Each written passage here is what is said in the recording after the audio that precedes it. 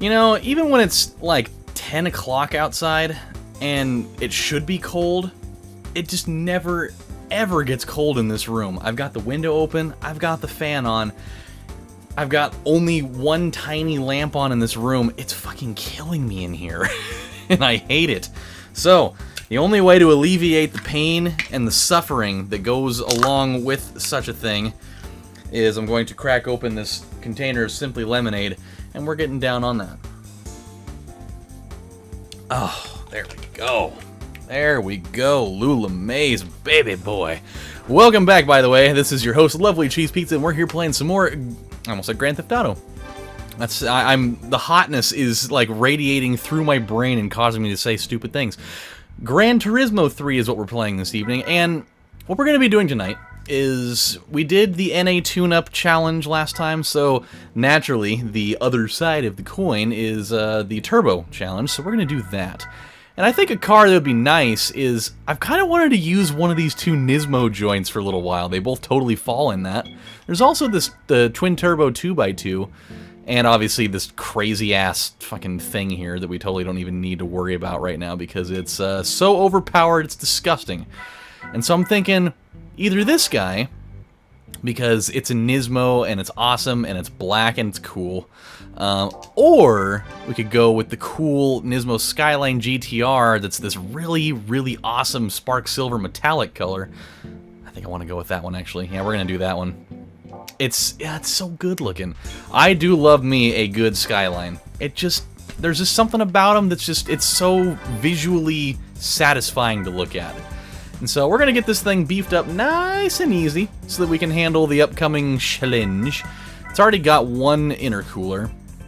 I might as well spend the extra money. I mean, you spend $3,000 and get 41 horsepower. Who the hell wouldn't do that?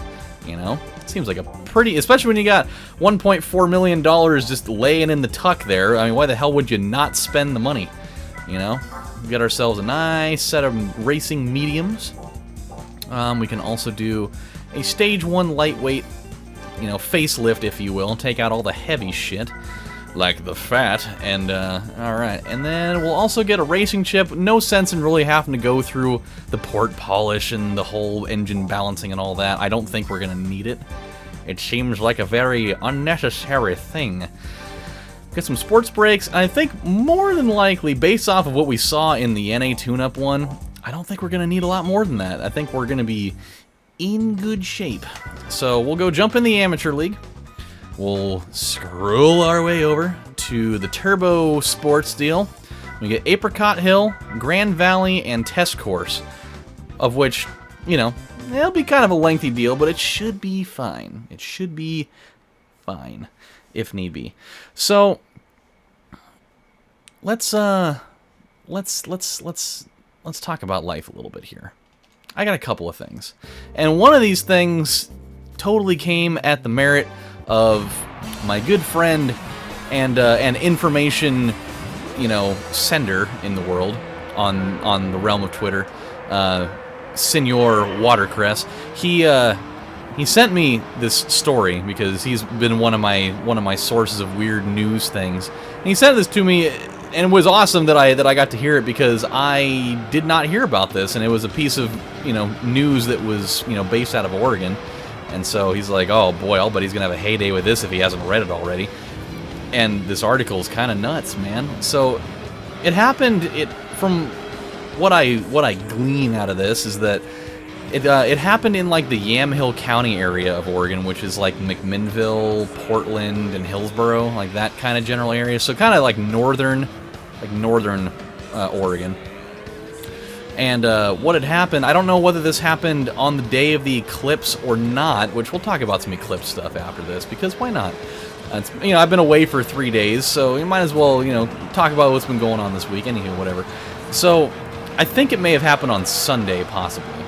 And I guess in like I'm guessing it's like a McMinnville home, since that's where the article, you know, that was the location that they had said in like the headliner of the newspaper article or whatever the fuck it was. So apparently what happened was this family, their dog, their, like 18-month-old golden retriever was, out in the backyard digging around, looking to destroy all the livelihood of all the hard work they sunk into making that backyard look nice and good. Starts digging up shit back there, and it comes up on something strange that had been buried there for some reason. And, people come outside and they look at it, they're like, well, what the hell is this? And I didn't get a picture of the item, but maybe I'm gonna guess that it was like a little box or, something. But they open this thing up, and it's just a shitload, just an absolute whopper of an amount of black tar heroin. Just an absolute truckload of it. And, I'm assuming, I would like to think that it wasn't, that it was somebody. You would think that, who would be the most likely to bury $85,000 worth of black tar heroin in their backyard, other than somebody that lives at the house? Whether it's the junkie kid with the troubled past, or maybe it's the junkie husband or wife with the troubled past that are like, hey, I've got all this black tar heroin that I'm not quite ready to part with yet. Instead of, trying to, hollow out some wall that I can hide it in, let's just go bury it in the backyard. Now, we don't have anything that could possibly go out there and find it, like a dog or something. Until they go and bury it out there, and then the dog finds it. They're like, oh, no! Who could have possibly put this in here?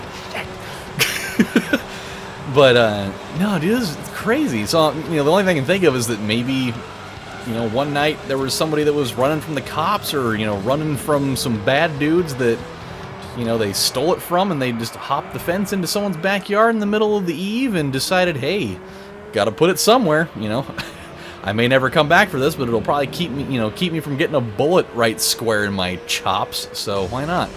But, yeah, that's kind of all the information that I know, though. That's some crazy stuff, though, man. You just, going about your day, getting prepped for the eclipse. Next thing you know, your dog's coming up with 85 grand worth of black tar heroin that's just chilling in your backyard. That's something else, man. And then I think that dog got, honored by the city, and probably, they gave him like a golden fire hydrant to put in the backyard so that he could piss all over it or whatever. Other things that dogs do that involve fire hydrants. Maybe they got him the crazy fire hydrant from Rocco's Modern Life that Rocco tried to get for Spunky, that like dispenses out like bowls of peanuts and like kielbasa sausages and some crazy shit that was only like $10,000 or something like that. So who knows? Maybe.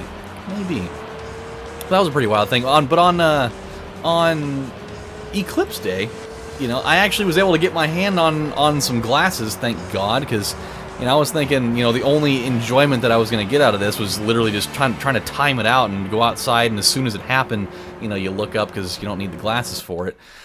But I was lucky enough that our neighbor over here, the lady that's always firing up the fucking leaf blower at the most inopportune times ever while I'm trying to film, she actually had some extra ones, and she just brought them over for her. She's like, hey, I didn't know whether you guys had any or not, so I just brought, a bunch of pairs over for you. And she ended up, coming out and hanging out with us while we were watching. It was freaking really cool of her to do that, because we went looking at, like, every store around, and nobody had them. And, if you're in, like, if you were in, like, Lake Oswego, I guess, like, a bunch of the pairs of glasses they were doling out had holes in them, so they had to, like, send out bulletins like, if you got glasses from us, you need to bring that shit back, because otherwise you are in for a real surprise, and that real surprise is going to be a hefty bill at your eye doctor trying to fix your insane blindness that you're going to come up on, of which I totally almost blinded myself. The pair of glasses that I had were perfect, but, we're sitting there looking straight up at the sky, watching, it slowly cascade in. And at one point, because of the location that we were at, we had to look, virtually straight up. It wasn't like out in the distance where you only have to tilt up a little bit. And at one point, my neck was kind of hurting from that, so I leaned back a little bit further just to kind of, roll it back onto my, just kind of rest it there. And, I went a little too far, and I looked directly into the sun for like a full second. I was just like, ah! And it was fairly close to, when the eclipse was about to happen. I was like, dude, if I ruined this for myself, I'm gonna be pissed. Because this is the last eclipse that we're gonna have in the United States until 2024. And, you know, the one we get in 2024 isn't even gonna be in this area. It's gonna cascade from Texas up towards Maine, so, you know, everybody here on the West Coast, we're gonna have to do what everybody else on the East Coast was doing here, or kinda, and, you know, travel out to go see it. Or, you know, do what other smart people might do and live stream it on the internet. But no, dude, it was actually really cool. Like, I thoroughly enjoyed it a lot more than I thought that I would. You know, I really kind of thought it was like, oh, this is really stupid. It's just like, oh, it's the moon going in front of the sun. Blah, blah, blah. But it was actually, you know, it was fun to wake up early in the morning and knowing that I didn't have to work because my entire city went into fucking gridlock you know, right after everything was over. But it was cool. Like, we woke up at like 8:30 in the morning and, you know, went outside with my mom and dad and fiance and my grandma, and we put lawn chairs out in the driveway, and, you know, we all had our glasses, and we were just, you know, we got out there and we just watched it slowly, you know, kind of make its way through, and we got to watch, you know, as the environment started getting darker and it started getting really cold outside, and as soon as the eclipse actually happened, we took our glasses off, and it was the craziest fucking thing that I've ever seen. It's just like watching like the crazy like starbursts of you know, light kind of trying to inch its way around and making like this cool, you know, film around it was so awesome. It was one of the coolest things. Like, I couldn't get any good pictures of it because, you know, iPhone cameras just really, you know, it really didn't seem to get the job done there, but it was super awesome. Like, I'm really glad that I got to check it out. And what came afterwards, I totally got to have waffles afterwards, and it was super cool. So, you know, anytime you can, you know, watch one of the craziest environmental phenomenon that, you know, happens extremely, extremely rarely, you know, in terms of like getting a full totality one like that, and then, you know, afterwards you're like, all right, well, let's go inside and, you know, bust out the waffle iron and make some Belgian waffles and fry up some bacon and watch some Little League Baseball. Who doesn't want to fucking do that? I mean, I totally want to do that, and, you know, I got to do that, and, you know, also put some peanut butter over the top of it, and then got some frozen blueberries out of the freezer and dumped it on. Forget about it. That's the good stuff right there. So, a little bit of, you know, how things went. Really had just kind of a nice little, you know, relaxing evening for the most. Well, I had kind of a relaxing weekend / you know, eclipse day, with the exception of Sunday night. That in and of itself was not tight at all. What happened on Sunday night scared the living shit out of me, and she's not here, you know, to be able to talk about it with me, but I'll mention it a little bit. Is she got in a car accident? She's totally fine, by the way. You know, she and the kids are fine. You know, you guys don't need to be like, oh my god, you know, are they okay? No, you know, they're totally all right. But like, the part that was scary as shit was, so it's Sunday and I'm getting off of work, you know, and, you know, I'm driving home, and she was gonna come over for dinner with me and my parents, and we were just gonna hang out and watch like some Miami Vice or, you know, whatever was on, and so, you know, I'm on the phone with her, you know, saying, hey, you know, I'm in the driveway over here, and just talking with her on the phone because she's going to drop off the kids, you know, to their dads for the week. And so, you know, I'm on the phone with her, and she's getting ready to go drop off Haley. I've got her on the phone, and we're just talking, and you know, I was getting ready to, you know, pretty soon be like, okay, well, I just got back to the house, so I'm gonna go inside, so just, you know, when you're done dropping them off, just head on over, and, you know, we'll have fun or whatever. And we're talking, and in mid-sentence, all of a sudden, I just hear, ah, you know, just super loud scream, and then I hear just like some crazy thud. I heard her phone fly up against like the steering wheel or the console, and like the mid-console there, and then I heard nothing for a minute, and then I heard, you know, the door, like the driver's side door open, and then I heard, "Are you okay? Is everybody okay?" And then all of a sudden I heard her pick up the phone, and I was like, "What the hell just happened? Like, is everybody all right?" And she's like, "You need to get here right now. I just got in an accident." I was like, "Well, I gathered that much. Like, is everybody fine?" I was like, "Oh my god." She's like, "No, we're all okay, but you need to get here right now."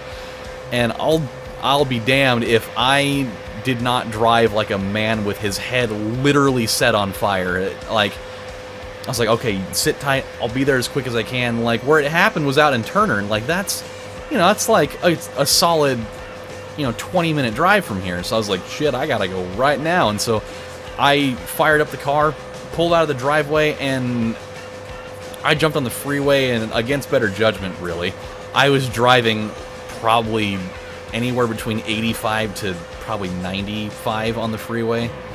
During rush hour traffic on a Sunday, if there was such a thing, especially because people were starting to funnel in, you know, from like Washington and coming up from California to, you know, get to their places to watch the eclipse and whatever, and so it was like really congested out there.